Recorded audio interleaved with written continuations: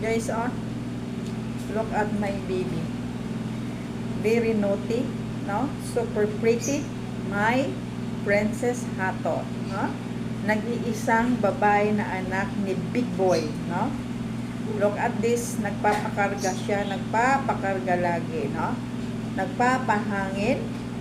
Napakaseryoso pa na aso na ito. na bibi na ito. Sorry. Aba, guys, tingnan mo, pag ayaw niya talaga. Andun si Mama Erin, no? Yan, si Ate Nika, yan. Tingnan nyo, guys, no? Yan, si Ate Nika. Napakaseryoso ho yan siya. Madalang lang tingnan mo, look at this, why ato? Love mo ba si Mama? Ha? So, siya ng mabait, saka seryoso lagi, no? Malambing, no? Tingnan mo, nagpapakarga talaga siya. Saka may ligid talaga siya sa paan? Na to? Lagi nag-aircon, lagi no? Laging malamig. Minsan sa labas siya makikita mo siya nakaupo na sa upuan, no? Sa sofa.